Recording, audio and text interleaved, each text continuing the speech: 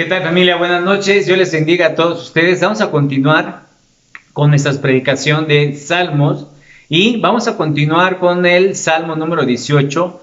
Recuerdas que vimos del 1 al 19, ahorita vamos a ver del 20 al 36. Así que, y recordamos cómo es que David se mantuvo firme y se mantuvo recto delante de Dios, ¿verdad? Como un hombre justo, un hombre temeroso de Dios, donde veíamos cómo es que David dejaba que Dios actuara en su vida, ¿verdad? Que David deja que la gloria sea para Dios y que Dios actúe en todo momento en la vida de David, ¿sí? Y Dios actúa. Recordamos cómo es que David ora, ¿verdad? Y le pide a Dios la ayuda. ¿Y qué hace Dios? Después de 20 años, 20 largos años, después de que David andaba como fugitivo, escondiéndose, yéndose a otros lados para que Saúl no lo matara, ¿verdad? Porque era perseguido por Saúl.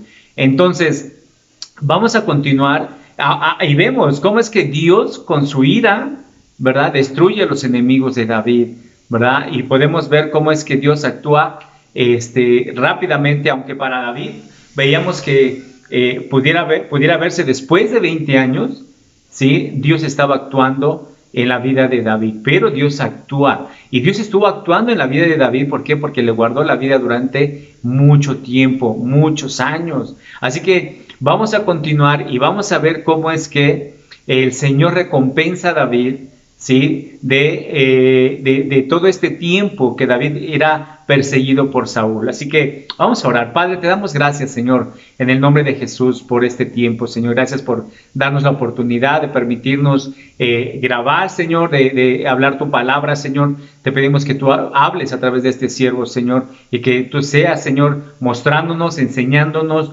cómo debemos demostrarnos para recibir esta recompensa, Señor. En el nombre de Jesús te damos gracias. Amén. Bien, te recuerdo, vamos a continuar el Salmo 18, del 20 al 36, y nos dice: el Señor me recompensó por hacer lo correcto, me restauró debido a mi inocencia, pues he permanecido en los caminos del Señor. No me he apartado de mi Dios para seguir el mal. He seguido todas sus ordenanzas. Nunca he abandonado sus decretos. Soy intachable delante de Dios. Me he abstenido del pecado. El Señor me recompensó por hacer lo correcto. Él ha visto mi inocencia, ¿verdad? Vemos en la Nueva Traducción Viviente cómo es que David se expresa, ¿verdad? Y es que dice que Jehová me ha premiado. Eso es algo importante en la vida de David. Jehová me ha premiado conforme a mi justicia, ¿verdad? Pero nosotros ahora podemos ver y podemos decirle a nuestro Dios: Señor, recompénsame conforme a tu justicia, ¿verdad? Pero si tú eres un hombre justo, ¿verdad? Aunque vemos cómo es que David, a pesar de que tuvo un pecado con Betsabé, ¿verdad? Se arrepiente y Dios lo restaura, ¿verdad? Esa es una manera. Y la otra es que se mantiene justo delante de Dios. No volvió a caer, no volvió a hacerlo. Ahora, durante su larga temporada de aflicción, que vemos que pasan 20 años, ¿sí? Bajo Saúl, es decir, Saúl quería matarlo, David fue desafiado a responder de una manera pues pudiera injusta, ¿verdad? Porque tuvo la oportunidad de hacerlo. Tuvo muchas oportunidades de atacar a Saúl en una cuestión de defensa propia, es decir, incluso hasta de matarle. Recordamos cómo en una escena, ¿verdad? En la Biblia nos narra cómo es que David corta una parte de su ropa, ¿verdad? Como muestra, pero tuvo misericordia, no lo hizo. ¿Por qué? Porque Dios estaba con David y era guiado por Dios. Ahora, esto pudo hacerlo David, sin embargo, se condujo constantemente en justicia y sabía que Dios lo había premiado por ello, ¿sí? Si tú te mantienes justo, ¿sí? Y no actúas conforme tu voluntad o conforme lo que tú crees que es justo, sino dejas la justicia de Dios, Dios te va a premiar. Eso es real. Ahora dice: porque yo he guardado los caminos de Jehová. ¿Cuántas veces Dios nos ha pedido que nos mantengamos en sus caminos, que guarde sus caminos, ¿sí? Que permanezcamos ahí? Ahora, sí, y dice David: no me aparté impiamente de mi Dios, fui recto para con él. David se mantuvo completamente recto, ¿sí? Y dice, me he guardado de mi maldad, es decir, no he pecado contra Jehová. Y muchas veces nosotros como hijos de Dios, como cristianos, creemos que estamos haciendo las cosas bien y de repente en un descuido ya pecamos con el pensamiento, con el corazón, ya estamos maldiciendo, ya estamos hablando mal de otras personas e incluso de la propia familia, ¿verdad? Por eso es que David expresa de esta manera, me he guardado de mi maldad, me he guardado de mi pecado. Esto no fue una afirmación en perfección, aclaremos esto, es decir, sin pecado por parte de David, ¿sí? David era un hombre como tú y como yo, sí, que tenía errores, se equivocaba. Pero algo importante es que vemos que David mantuvo un núcleo de integridad hacia Dios. Es decir, fue corregido, ¿sí? A pesar de sus fallas, y lo más importante es que no falló en la prueba más grande, es decir, de no ceder a la tentación de ganar el trono matando a Saúl. No cedió, no fue por ahí David, ¿sí? Por eso es que dice, me he guardado de mi maldad. Por ejemplo, podemos ver un peligro personal en las palabras, en esta palabra, mi maldad. Es decir, muestra que hay maldad en cada persona, eso es cierto. Y que debemos estar en guardia especial, especialmente con nuestras propias tendencias de pecado, ¿sí? Porque todos traemos el pecado, es decir, practicar la maldad. Es cierto que todos nosotros como ovejas, como hijos de Dios, como cristianos, nos hemos descarriado muchas veces, todos nos hemos descarriado muchas veces, ¿sí? Pero también hemos vuelto cada uno por nuestro propio camino, por nuestra propia voluntad, por la propia voluntad de Dios, porque Dios ya te torció un pie, ya te torció un brazo y regresamos, ¿verdad? Hay consecuencia. Por lo tanto, nuestra maldad puede estar en nosotros desde que nacemos, ¿sí? Desde que nacemos, ya nacemos con esa maldad, con el pecado. Otra cosa es que también puede ser o podemos haber sido educados en nosotros a través de una familia, es decir, nuestra familia nos inculca el pecado, vemos el pecado, aprendemos el pecado y lo ejecutamos con los demás. Ahora, o también por alguna mala compañía, que eso es en la calle, incluso en la misma familia puede haber malas compañías. Así que debemos tener mucho cuidado. Nuestra maldad puede llegar a nosotros a través de las tentaciones, la adversidad o la prosperidad, incluso mediante nuestras bendiciones. Debemos de tener mucho cuidado, ¿sí? Por ejemplo, puede haber cristianos, hijos de Dios, que Dios les bendice, ¿verdad? Con mucho trabajo, mucho dinero, tal vez riquezas, y a través de ello, ¿qué? Muchos despegan los pies de la tierra y empiezan a sobajar, empiezan a hacer menos a la gente, empiezan a maldecir, empiezan a sentirse con mucho poder.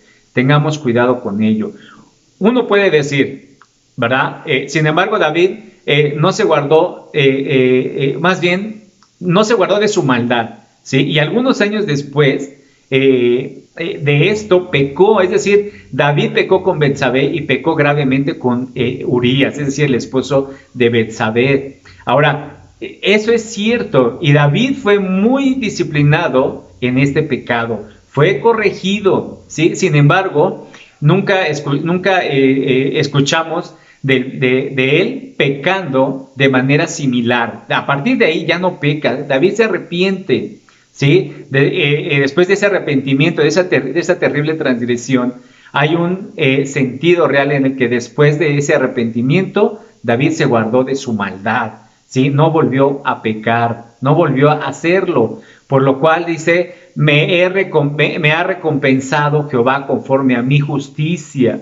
¿sí? Si pecas, si eres infiel, arrepiéntete, ¿sí? Arrepiéntete, no lo vuelvas a hacer, ya no cometas ese tipo de actos, ni ningún acto que te lleve a la separación o a la relación de nuestro Dios, ¿sí? Porque de lo contrario seremos corregidos, ¿sí? Y va a ser bajo la voluntad de Dios, pero también de nuestra parte el querer regresar al camino de Dios. Es importante. David, podemos ver, resistió la tentación notablemente fuerte de matar a Saúl, ¿sí? Y tomar el trono que Dios ya le había prometido a David. ya sea con violencia, ya sea con intriga, con lo que fuera, ¿verdad? Pero no lo hizo, ¿sí? Esta fue la expresión constante de justicia que el Señor recompensó al darle a David un trono que no se le podía quitar ya. Dios ya le había dado ese trono a David, así que nada se lo podía quitar, ¿verdad? Pero no actuó conforme él creía mejor o conforme a su voluntad, sino esperó el tiempo de Dios.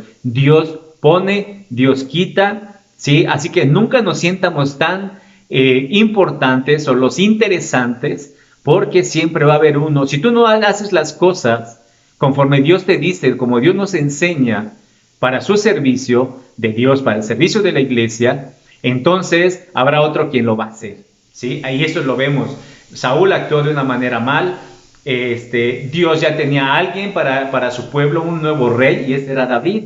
Dios ya le había dado ese trono, solo esperó el tiempo. Así que, ojo, mucho ojo, no nos sientamos más que a los demás, ni muy sabios, ni muy poderosos, porque todo lo que hacemos es por la voluntad de Dios, no por ti, no por tu voluntad, no por tu sabiduría, no por tu fuerza, no por tu estatura, solo Dios lo hace.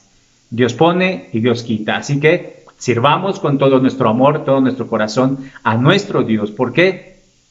Porque acuérdate que va a haber alguien atrás de ti que está esperando ese lugar que tú quieres dejar, o el cual estás alejándote o estás actuando mal, ¿sí? Ahora, vamos a ver el trato de Dios con el hombre, es decir, los versos del 25 al 27 nos dicen, con los fieles te muestras fiel, a los íntegros le muestras integridad, con los puros te muestras puro, pero te muestras hostil con los perversos. Rescatas al humilde, pero humillas al orgulloso, ¿sí? Con el misericordioso te muestras misericordioso, ¿verdad? Y esto es algo que Dios hace. David entendió en un principio básico el trato de Dios con los hombres, ¿sí? Es decir, que Dios a menudo trata con un hombre de la misma manera que el hombre trata con los demás, ¿sí? Tengamos mucho cuidado.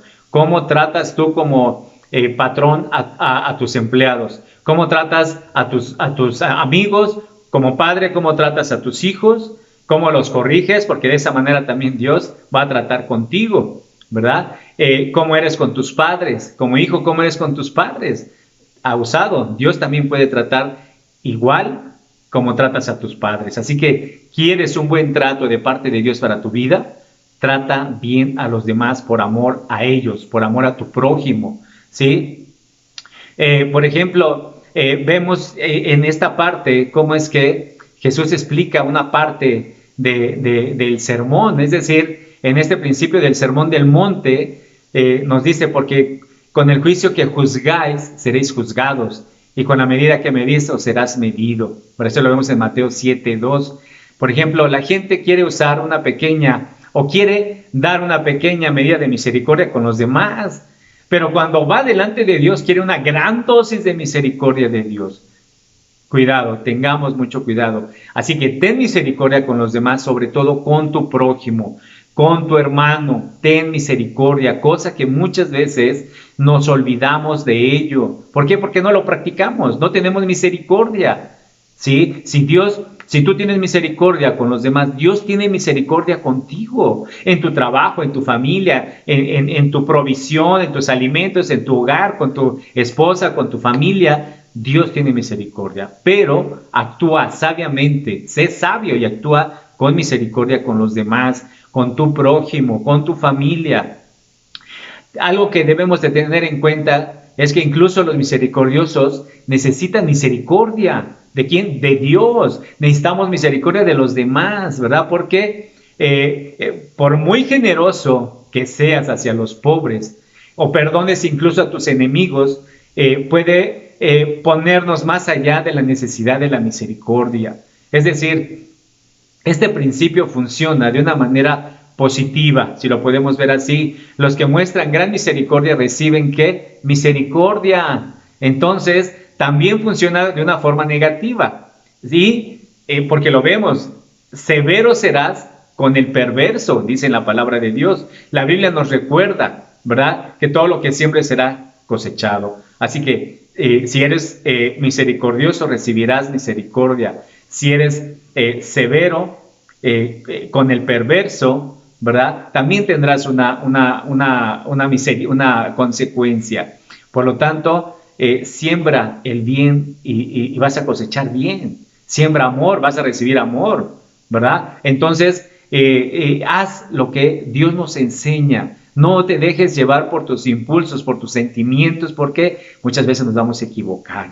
Por eso David se expresa: porque tú salvarás al pueblo afligido. Dice, y humillarás a los ojos altivos. Es decir, Dios ama dar gracia a los humildes y también a los que resiste a los orgullosos. Dios resiste a los orgullosos y con ellos trata fuertemente nuestro Dios, ¿sí? Así que no seamos orgullosos, tengamos misericordia, no seamos tan severos, para que Dios se muestre de esta manera igual con nosotros, siempre y cuando tengamos una relación con nuestro Dios. ¿Por qué? Porque Él es el único que merece honra y gloria. Por lo tanto, a través de tus hechos, ¿sí?, tú le das la gloria a Dios. A través de tus hechos, ¿sí?, atraes a otras personas, ¿sí? No los rechaces, ten misericordia, ámalos.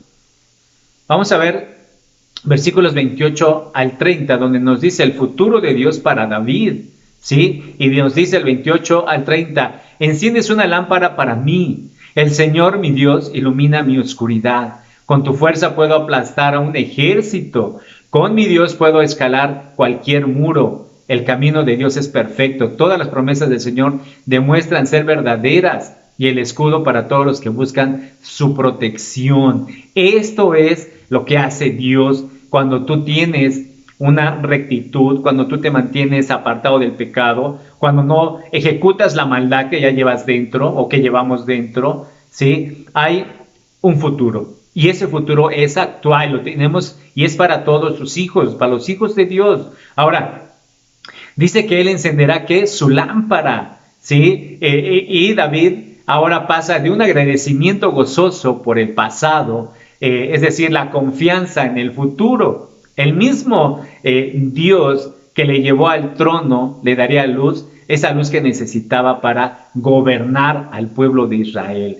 Esto es lo que David necesitaba y Dios que le estaba dando esta luz, es decir, sabiduría para poder guiar al pueblo de Dios. Por lo tanto,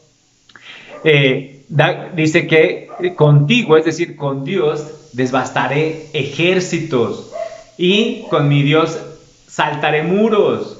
¿Quién le da esta fuerza a David? Dios, naturalmente es Dios ahí con David. Ahora, esto da gracias por las victorias pasadas, es decir, Dios ya le había dado muchas victorias a David, ¿sí? Y agradece a Dios por las fuerzas que Dios le estaba dando nuevamente en este pasaje. Eso es lo que David estaba agradeciendo. Muchas veces cuando ya no tenemos fuerzas de seguir, ya que queremos tirar la toalla, ya no quiero o ir a la iglesia, o ya me retiro de la iglesia, tiramos la toalla y no nos acercamos a Dios para que nos dé esa fuerza, ese impulso que necesitamos, ese ánimo. Por eso es importante, para mí en lo personal, es que muchas veces echarles una llamadita a nuestros hermanos, ¿verdad? Porque es importante animarlos. La misma palabra de Dios nos enseña a animarnos unos a otros. No nada más es el hecho de orar unos por otros, sino el cómo estás, cómo te ha ido, estás bien, necesitas algo. Muchas veces eso yo lo he escuchado, pero falta que lo hagamos. Hay que poner manos a la obra. Si los amamos, si nos amamos, entonces hagámoslo. Pongamos interés por ellos, ¿verdad? Así que uno podría pensar después de 20 años David, ¿sí? De vivir como fugitivo, corriendo de Saúl, David simplemente estaría exhausto, ¿verdad? No era el caso. Dios le daba el poder, se sentía lo suficientemente fuerte como para lograr hazañas sobrenaturales. Esto es lo que Dios le estaba dando a David, ese ánimo, esa fuerza. David necesitaba el poder de Dios y Dios se lo da. Dios se lo da. ¿Por qué? Porque era importante y necesario para gobernar a su pueblo. Ahora, algo importante también que podemos ver es que ¿tienes fe? Por ejemplo, David hizo esto con fe, ¿sí? Qué fáciles son todas las hazañas, todas las pruebas, podríamos decirlo, ¿verdad? Sin embargo, cuando no tenemos fe, luchar con nuestros enemigos y además superar las dificultades de un trabajo arduo es difícil, ¿verdad? Sin fe es difícil. Sin fe es imposible agradar a Dios. Por lo tanto, cuando tenemos fe, qué fáciles son nuestras victorias, podemos verlas. ¿Por qué? Porque vives confiado. Como hemos visto en los pasajes anteriores, David vivía confiado después de que oraba, ¿sí? Tal vez David oraba una vez y tenía esa confianza, cosa que muchas veces nos hace falta a ti y a mí, de tener esa confianza y dejar que Dios obre en tu oración, en tu petición. Ahora, ¿qué hace el creyente? Si hay una tropa, él corre con fe, es decir, luchar con los enemigos y superar las dificultades en un muro, tal vez muy grande, muy duro. ¿Qué pasa con eso? Él salta por encima. David vio y saltó sobre el muro, ¿verdad? Con esa fe, con esa confianza, David lo hizo. Y esto es algo que nos enseña también a nosotros, que no debemos dejar de vencernos. Así sea algo muy grande, muy pesado, nuestra fe mueve montañas. Así que es asombroso lo fácil que se vuelve en la vida cuando un hombre tiene fe. Es importante tener fe. La fe disminuye las dificultades, eso es cierto. No las aumenta, pero y aún así, si esto aumentara la dificultad en nuestra vida, ¿sí? Aumenta nuestras fuerzas para vencerlas. ¿Quién nos da el poder? Dios. Si tienes fe tendrás pruebas, es cierto, ¿sí? Pero harás grandes hazañas, soportarás grandes privaciones y obtendrás victorias triunfantes en tu vida si tienes fe. Así que pídele a Dios que te dé el poder, que te dé la sabiduría, que te dé el ánimo que necesitas y adelante, no temas, no tengas miedo, sea el muro que sea la montaña que sea el pecado más grande, sea el vicio más grande, sea la infidelidad que hayas cometido, sea lo que hayas hecho, Dios te da aún más la fuerza, si tú tienes fe, para vencer este tipo de cosas, ¿sí?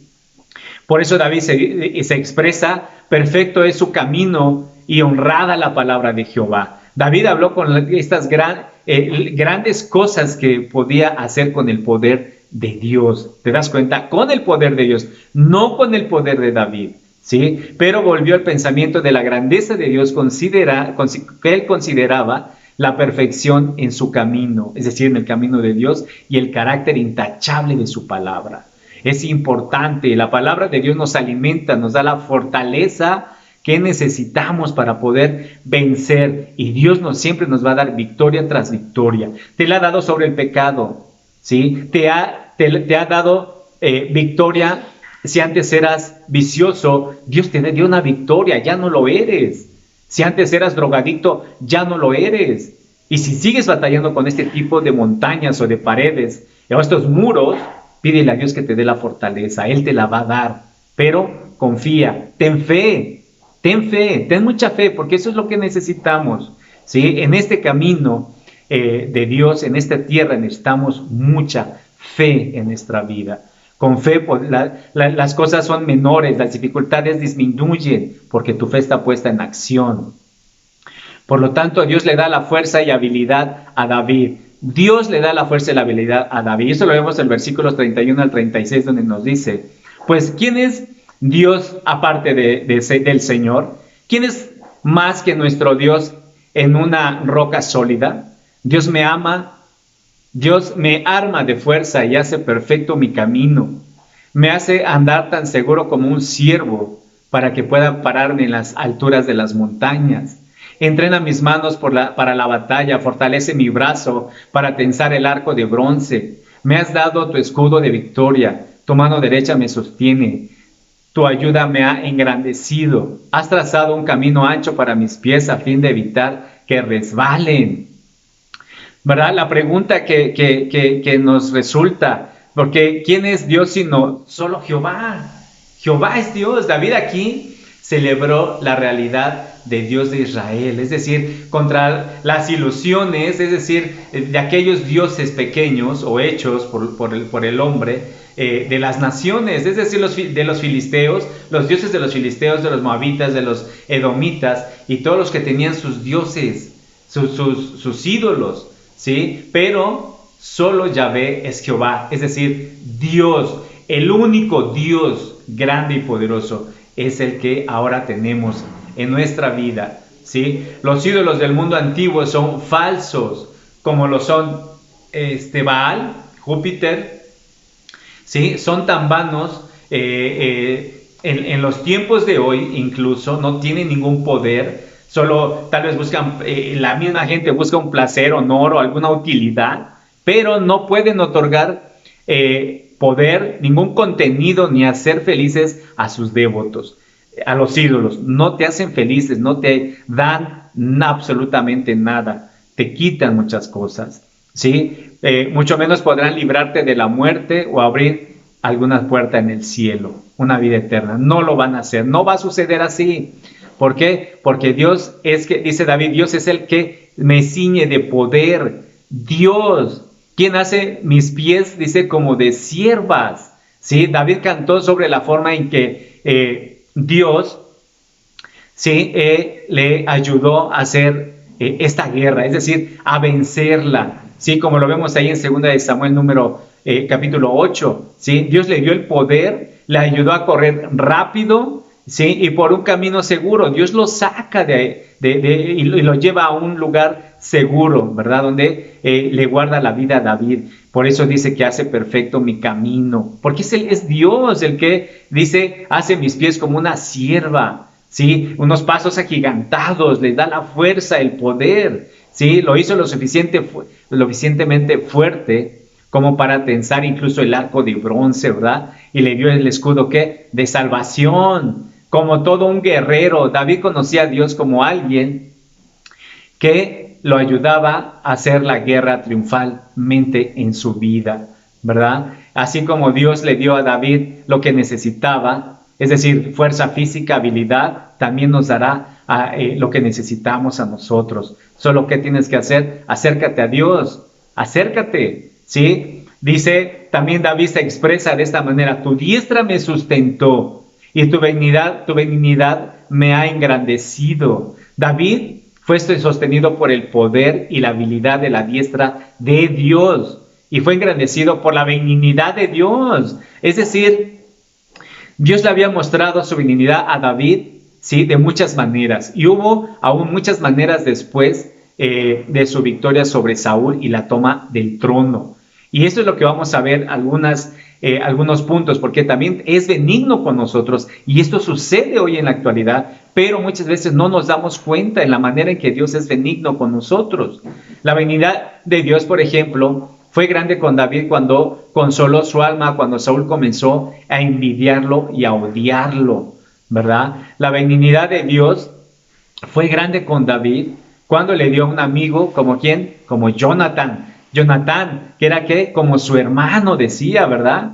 Ahora, la benignidad de Dios fue grande para David al permitirle tener el pan de la apropiación del tabernáculo cuando huía de Saúl, ¿verdad? El sacerdote le dio ese pan, y era la de la propiciación, y comió. Dios fue benigno, fue bueno con él. Es decir, estamos viendo la manera en que Dios es bueno con David. Unas partes, muchas cosas que ha sido bueno Dios con David, y lo es ahora. Como ahora no te falta el pan de cada día en tu casa, ¿o sí? No te falta, desayunas, comes, cena, dale gracias a Dios, ¿verdad?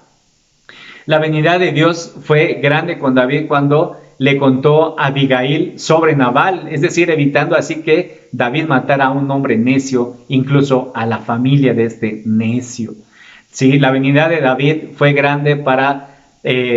la benignidad de Dios fue tan grande para David al concederle dominio propio para perdonar la vida de Saúl 2 ocasiones, ¿verdad? Dios fue grande con David también cuando lo protegió, incluso cuando era necio, es decir, como cuando actuó como un inicuo en la corte de un gobernante filisteo, ¿verdad? Actuó de una manera como loco, como borracho, como babeando, decía la palabra de Dios, ¿verdad? Ahí nos narra.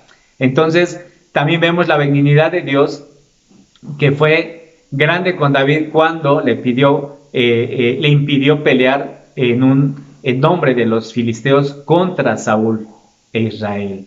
La benignidad de Dios fue grande con David cuando lo consoló después de que David había perdido todo en Siclag. Lo perdió todo, ¿verdad? Donde David se fortaleció en el Señor y luego lo recuperó todo, ¿verdad? ¿Qué cosas? ¿Cómo Dios es tan bueno, de verdad? Muchas veces pensamos que perdemos todo y Dios nos da nuevamente la oportunidad. Sí, podemos decir que la benignidad de Dios también hace grande a cada creyente hoy en la actualidad. Hoy en la actualidad. Más de lo que a menudo consideramos o incluso vemos.